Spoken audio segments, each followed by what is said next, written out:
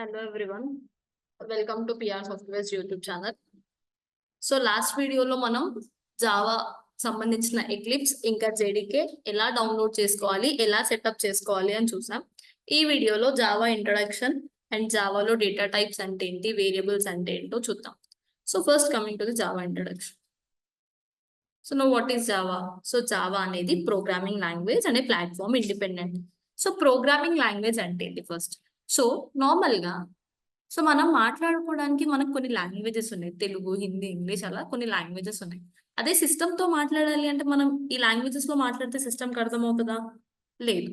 So system తో మాట్లాడడానికి use చేసే లాంగ్వేజ్ ని మనం ప్రోగ్రామింగ్ లాంగ్వేజ్ అంటున్నాం. సో ఈ ప్రోగ్రామ్ సిస్టమ్ కి ఏం అర్థమవుతుంది? ఓన్లీ బైనరీ లాంగ్వేజ్ అర్థమవుతుంది. సో మనం రాసే ప్రోగ్రామ్స్ అన్ని హ్యూమన్ లాంగ్వేజ్ నుంచి సిస్టమ్ లాంగ్వేజ్ కి, సిస్టమ్ లాంగ్వేజ్ నుంచి హ్యూమన్ లాంగ్వేజ్ కి కన్వర్ట్ అవుతాయి. సో అందుకే జావాని first of all programming language అంటున్నాం. Next platform independent. Platform independent అంటే ఏంటంటే మనం రాసే కోడ్ ఏదైతే ఉందో మనం ఎప్పుడైతే కంపైల్ చేస్తే దానికి ఒక క్లాస్ ఫైల్ అనేది క్రియేట్ అవుతుంది. ఆ క్లాస్ ఫైల్ ని మనం ఏ ప్లాట్ఫామ్ లోనైనా యూజ్ చేయొచ్చు. అంటే ఇప్పుడు లైక్ నేను విండోస్ లో నా కోడ్ రాసిన సేమ్ క్లాస్ ఫైల్ తీసుకెళ్ళి నేను లైనెక్స్ లో ఎగ్జిక్యూట్ చేయొచ్చు, మ్యాక్ ఓఎస్ లో ఎగ్జిక్యూట్ చేయొచ్చు. అంటే ఏ హార్డ్వేర్ లోనైనా ఏ సాఫ్ట్వేర్ లోనైనా మనం యూజ్ చేయొచ్చు అని. ప్లాట్ఫామ్ ఏ ప్లాట్ఫామ్ అయినా సరే మన కోడ్ అనేది మనకి ఎగ్జిక్యూట్ అవుతుంది. So next Java. జావా ఎవరు డెవలప్ చేశారు? Java developed by Sun Microsystems in the year 1995. So Sun Microsystem లో 1995 ఇయర్ లో జావా అనేది డెవలప్ అయింది. So who is the father of Java అంటే జేమ్స్ గోస్లింగ్. ఓకే. సో జావాకి ముందు జావాకి ఒక నేమ్ ఉండదు అనమాట, ఓక్ అని. సో అది ఓక్ అనేది ఆల్రెడీ ఒక registered company name.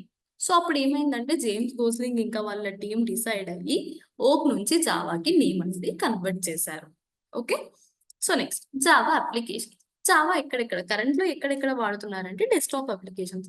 Desktop applications లో అక్రాప్ రీడర్ మనకి ఉంది కదా, అక్రాప్ రీడర్, మీడియా ప్లేయర్, ఇవన్నిట్లో డెస్క్టాప్ అప్లికేషన్స్ లో యూజ్ చేస్తున్నాం. Next web applications. Web applications ఏవి? ఐఆర్సిటిసి దీంట్లో మనం యూజ్ చేస్తాం.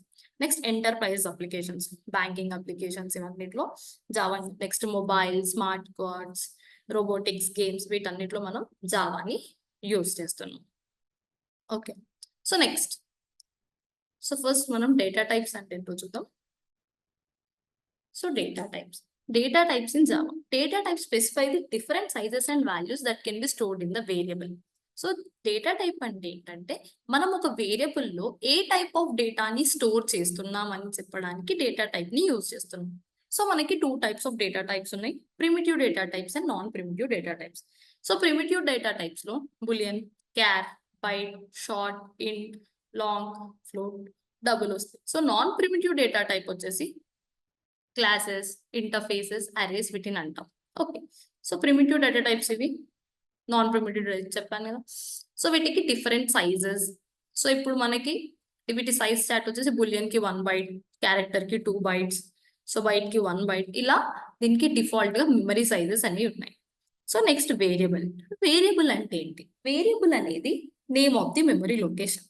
సో మనం ఏదైతే మెమరీకి ఒక నేమ్ ఇస్తున్నామో ఆ నేమ్ ని మనం వేరియబుల్ అంటాం. సో వేరియబుల్ అంటే ఇంకేం చేస్తుంది? మనం ఇచ్చిన వాల్యూని హోల్డ్ చేస్తుంది. అదొక కంటైనర్. ఏం చేస్తుంది? మనం ఇచ్చిన వాల్యూని అది హోల్డ్ చేస్తుంది అనమాట. ఇక్కడ మనకి వేరియబుల్స్ కి కొన్ని సెట్ అండ్ రూల్స్ ఉన్నాయి.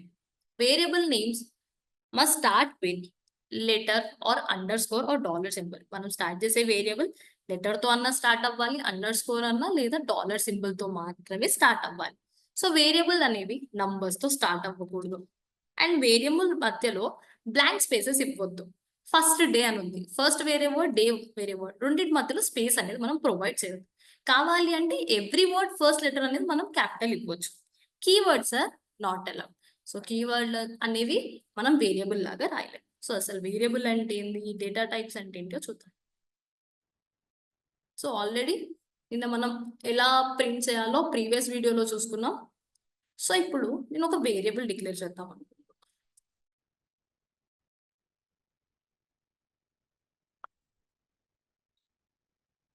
ఇక్కడ నేను ఏం చేస్తున్నా అంటే ఏ అనే ఒక వేరియబుల్ తీసుకున్నాం, ఈజ్ ఈక్వల్స్ టు 10. సో ఇక్కడ మనకి ఎర్రర్ వస్తుంది. ఎందుకు? మనం వేరియబుల్ తీసుకున్నాం కానీ వేరియబుల్ ఏ టైప్ ఆఫ్ డేటాని స్టోర్ చేసుకోవాలి అని ఇవ్వలేదు. సో ఇక్కడ ఇంటీజర్ అని ఇస్తుంది. సో ఇంటీజర్ ఏం చేస్తుంది? ఇంటీజర్ అనేది మనకి నంబర్స్ ని యాక్సెప్ట్ చేస్తుంది. ఓకేనా? ఇంటీజర్ ఏం చేస్తుంది అంటే మనకి నంబర్స్ ని యాక్సెప్ట్ చేస్తుంది. ఏవి? డెసిమల్ వాల్యూస్ లేని నెంబర్స్ అన్నిటిని ఇంటీజర్ యాక్సెప్ట్ చేస్తుంది. ఏం చేస్తుంది ఇప్పుడు? ఇంట్ అంటే మనకి ఇక్కడ ఇంటీజర్ అని. ఇంటీజర్. సో ఏం చేస్తుంది? It accepts all positive and negative numbers. అంటే ఏ డెసిమల్ లేని వాల్యూస్ అన్ని ఇంటీజర్ యాక్సెప్ట్ చేస్తుంది. సో నెక్స్ట్ మనకి ఫ్లోట్ అని ఉంటుంది. ఫ్లోట్ ఏం చేస్తుంది? ఫ్లోట్ అనేది మనకి డెసిమల్ వాల్యూస్ ని యాక్సెప్ట్. సో ఫస్ట్ మనం ఇంటీజర్ చూద్దాం. So integer a is equals to 10. So ఇక్కడ నాకు ఇంటీజర్ కి మాక్సిమం సైజ్ ఎంత, మినిమం సైజ్ ఎంత తెలుసుకోవాలి. సో ఇక్కడ system dot out dot print integer dot maximum value, అంటే ఇంటీజర్ కి ఇవ్వాల్సిన హైయెస్ట్ వాల్యూ ఎంత తెలుసుకుందాం. సో ఇంటీజర్ కి ఇవ్వాల్సిన హైయెస్ట్ వాల్యూ వచ్చేసి మనం సమ్ 2 lakhs చేంజ్ ఉంటుంది.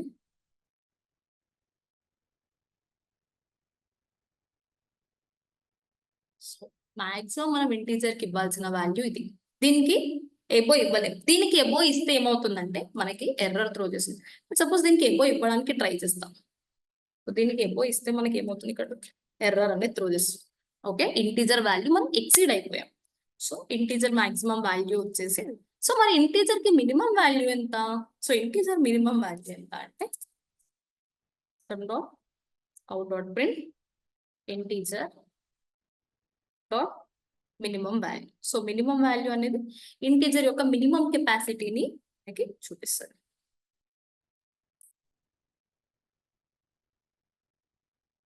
ఓకే, ఇది ఇంటీజర్ యొక్క మాక్సిమం వాల్యూ అండ్ ఇది ఇంటీజర్ యొక్క మినిమం వాల్యూ. సో నాకు ఇప్పుడు ఈ నంబర్ ఉంది. ఈ నంబర్ ని నాకు డిఫరెంట్ వేస్ లో ప్రింట్ అవ్వాలి. ఓకే, డిఫరెంట్ వేస్ లో ప్రింట్ అవ్వాలి అంటే మనం ఏం చేస్తున్నాం అంటే, సో నార్మల్ గా system dot out dot print అని ప్రింట్ చేసి ఏ అని పాస్ చేస్తున్నాం. సో ఇలా ఏ అని పాస్ చేయడం వల్ల ఏమవుతుంది అంటే, ఏ లో స్టోర్ అయిన వాల్యూ ఏదైతే ఉందో మనకు అది అవుట్పుట్ లో ప్రింట్ అవుతుంది. ఓకే, ఏ లో స్టోర్ చేసుకున్న వాల్యూ ఏదైతే ఉందో మనకి అది అవుట్పుట్ లో. సో ఒకవేళ అయితే ఏని మనం డబుల్ కోట్స్ లో రాస్తే ఏమవుతుంది అంటే, ఆ డబుల్ కోట్స్ లో రాసిన ఏ as it is outside print అవుతుంది. ఓకే, సో డబుల్ కోట్స్ లో రాస్తే అది as it is outside print అవుతుంది మనకి. ఓకే, సో ఒకవేళ వాల్యూ కావాలి అంటేనేమో వితౌట్ కోట్స్ రాయాలి. ఒకవేళ జస్ట్ వేరియబుల్ ప్రింట్ అవ్వాలి అంటేనేమో డబుల్ కోట్స్ లో రాయాలి. నా నెక్స్ట్ రిక్వైర్మెంట్ ఏంటంటే, ఇప్పుడు ఇక్కడ 10 ప్రింట్ అవుతుంది కదా, నా నెక్స్ట్ రిక్వైర్మెంట్ లో ఏ ఈజ్ ఈక్వల్స్ టు 10 అని ప్రింట్ అవ్వాలి. అంటే వేరియబుల్ నేమ్ ప్రింట్ అవ్వాలి, దాంట్లో స్టోర్ అయిన వాల్యూ కూడా ప్రింట్ అవ్వాలి. అంటే ఎలా? సేమ్ యాజ్ ఇట్ ఈస్ ఇలా ప్రింట్ అవ్వాలి. సో నంబర్ అనేది ఏ రాస్తే ప్రింట్ అవుతుంది? ఏ ఈజ్ ఈక్వల్స్ టు ప్రింట్ అవ్వదు కదా. So A is equals to అనే ఫిక్స్డ్ మెసేజ్ ని నేను డబుల్ కోట్స్ లో రాసుకుంటున్నాను. అండ్ ఇప్పుడు నాకు పక్కన 10 అనే వాల్యూ రావాలి. సో 10 అనే వాల్యూ రావాలి అంటే నార్మల్ గా వేరే లాంగ్వేజ్ లో అయితే సపరేటర్ కోసం కామా ఏ అని ఇలా రాస్తాం, అంటే స్టేట్మెంట్ కంటిన్యూషన్. కానీ జావాలో ప్లస్ ఏ అని రాస్తాం. ప్లస్ ఏ అనేది ఇక్కడ మనకి సపరేటర్. ప్లస్ అనేది ఇక్కడ ఏంటి? మనకి సపరేటర్. సో ఇప్పుడు అవుట్పుట్ చూడండి, మీకు a is equals to 21. So next నాకేం కావాలి అంటే, next requirement my number is 10 అని ప్రింట్. సారీ, లెట్స్ ఏలో 21 అని ఉంది కదా, సో నాకు 21 అని రావాలి. సో నాకు మై నెంబర్ ఇస్ 21 అని రావాలి. సో 21 అని రావాలంటే ఏం చేయాలి అంటే, సో ఇక్కడ మళ్ళీ మై నెంబర్ ఈజ్ అనేది ఫిక్స్డ్ మెసేజ్ కదా, డబుల్ కోట్స్ లో మై నంబర్ ఈజ్ అని రాయాలి. సో 21 ని ప్లస్ ఏ వాల్యూని పాస్ చేయాలి. సో ఎక్కడైతే ఏ వాల్యూని పాస్ చేస్తున్నామో అక్కడ ఏ హోల్డ్ చేస్తున్న వాల్యూ అనేది మనకి ప్రింట్ అవుతుంది. డబుల్ కోట్స్ లో ఏదైతే రాస్తున్నామో ఆ మెసేజ్ మనకి యాజ్ ఇట్ ఈస్ అవుట్పుట్ లో ప్రింట్ అవుతుంది. ఒకవేళ మీరు ఇప్పుడు ఇక్కడ వాల్యూ చేంజెస్ చూడండి, సో ఆటోమేటిక్ గా మీ వాల్యూ అనేది అన్ని ప్లేసెస్ లో చేంజ్ అవుతుంది. సో మీకు ఒక డౌట్ రావచ్చు, ఇలా ప్లస్ ఏ ఎందుకు రాయాలి? ఇలా రాస్తే కూడా వస్తుంది కదా, like my number is 210. So ఇలా రాసినప్పుడు మీకు సేమ్ అవుట్పుట్ వస్తుంది కదా. సో ఈ పర్టికులర్ కేస్ కి మాత్రమే సేమ్ అవుట్పుట్ వస్తుంది. లెట్ సపోజ్ నేను ఏ వాల్యూ అప్డేట్ చేసిన ప్రతిసారి నాకు సేమ్ అవుట్పుట్ రాదు కదా.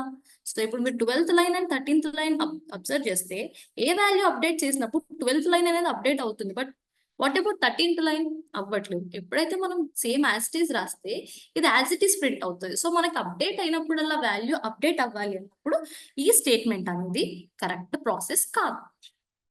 ఓకే, సో నెక్స్ట్, సో నేను ఇందాక వేరియబుల్ కి కొన్ని సెట్ అయిన రూల్స్ చెప్పిన. వేరియబుల్ అనేది ఆల్ఫాబెట్ తో అండర్ స్కోర్ తో డాలర్ తో మాత్రమే స్టార్ట్ అవ్వాలి. ఇప్పుడు ఆల్ఫాబెట్ తో రాస్తే మనకి ఏమైనా ఎర్రర్ వస్తుందా? లేదు. అండర్ స్కోర్ తో రాస్తే లేదు. అండ్ డాలర్ తో రాస్తే లేదు. సో మనకి ఇలాంటి ఎర్రర్స్ ఇవి ప్రొవైడ్ చేయాలి. సో నెక్స్ట్ కండిషన్ ఏముంది మనకి? Variables cannot start with number. So variables అనేవి మనం నెంబర్స్ తో రాయొద్దు. లైక్ ఏంటంటే 10 ఈజ్ ఈక్వల్స్ టు ఇలా రాయొద్దు. సో ఇలా రాసినా కూడా మనకి ఏమవుతుంది? ఎర్రర్ వస్తుంది. వేరియబుల్స్ అనేవి నెంబర్ తో స్టార్ట్ అవుతాయి. కానీ ఆల్ఫా న్యూమరిక్ ఉండొచ్చు, A1 B1 ఇలా ఉండొచ్చు అనమాట. సో నెక్స్ట్, వేరియబుల్స్ మధ్యలో స్పేసెస్ ఉండదు. ఇప్పుడు నాకు AB ఇలా రాసుకోవచ్చు, కానీ A స్పేస్ B ఇలా రాస్తే కూడా అది ఇన్వాలిడ్ అని. ఓకేనా? అండ్ కీవర్డ్స్ అండ్ ఏవైతే ఫిక్స్డ్ కీవర్డ్స్ ఉన్నాయో అలాంటివి కూడా యూజ్, వాయిడ్ ఇలాంటివి రాసినా కూడా మనకి ఎర్రర్ అనేది త్రో చేస్తుంది. So next, this is about integer. Next, float. So ఇది ఇక్కడ నేను ఇంటీజర్ అనేది నెంబర్స్ ని మాత్రమే యాక్సెప్ట్ చేస్తుంది అని చెప్పి. సో ఇక్కడ నేను డెసిమల్ వాల్యూస్ పాస్ చేస్తే నాకు ఏమవుతుంది? ఎర్రర్ త్రో చేస్తుంది. మరి నేను డెసిమల్ వాల్యూస్ యాక్సెప్ట్ చేయాలి అంటే ఏం చేయాలి? డెసిమల్ వాల్యూస్ యాక్సెప్ట్ చేయాలి అంటే మనం ఫ్లోట్ యూజ్ చేయాలి. సో ఫ్లోట్ ని నంబర్ ఇచ్చిన తర్వాత ఇక్కడ F1 రాసుకోవాలి. ఎప్పుడైతే మనం ప్రోగ్రామ్ లో డెసిమల్ వాల్యూస్ రాస్తున్నామో దానికి డెసిమల్ వాల్యూ పక్కన F అనే వాల్యూని ఇవ్వాలి. సో ఇక్కడ నాకు దీని యొక్క minimum value and maximum value రావాలి. A dot maximum value, sorry a కాదు, float dot maximum value same float dot minimum value print అవ్వాలి నాకు. సో ఫ్లోట్ కి యాక్సెప్ట్ చేసే maximum value and minimum. So same మొత్తం as it is. So a value ఒకటి మనం change చేసాం and data type కూడా చేంజ్ చేస్తాం. డెసిమల్ వాల్యూస్ ప్రింట్ అవ్వాలి అంటే we have to go with this. So float యొక్క మాక్సిమం వాల్యూ అండ్ ఫ్లోట్ యొక్క మినిమం వాల్యూ ఇది. సో నెక్స్ట్, ఇంతకన్నా ఎక్కువ యాక్సెప్ట్ చేయాలి అంటే ఏం చేయాలి మరి? ఇంతకన్నా ఎక్కువ యాక్సెప్ట్ చేయాలి అని అంటే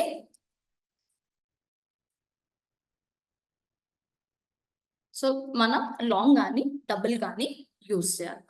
సో నెక్స్ట్, ఒకవేళ ఇప్పుడు ఫ్లోట్ అనేది ఇంటీజర్ అనేది నెంబర్స్ ని యాక్సెప్ట్ చేస్తుంది, లేదు నేను ఒక నేమ్ ఇవ్వాలి అనుకుంటున్నా. సో నేమ్ ఇవ్వాలి అంటే మనం ఏ డేటా టైప్ యూజ్ చేయాలి? ఇక్కడ స్ట్రింగ్ అనే డేటా టైప్ ని యూజ్ చేయాలి.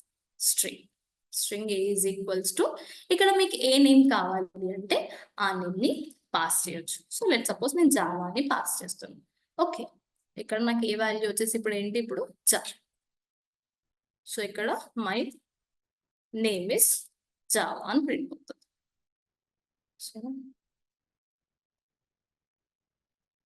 సో ఇక్కడ బేసిక్ గా మనం integer, string and float data types చూసాము. ఇంకా కొన్ని డేటా టైప్స్ మనం నెక్స్ట్ వీడియోలో చూస్తాం. ఒకవేళ ఈ వీడియో కనుక మీకు నచ్చినట్టయితే లైక్, షేర్ అండ్ సబ్స్క్రైబ్ చేసుకోండి. మీకు ఏమైనా డౌట్స్ ఉంటే కమెంట్స్ చేయండి. Thank you for watching.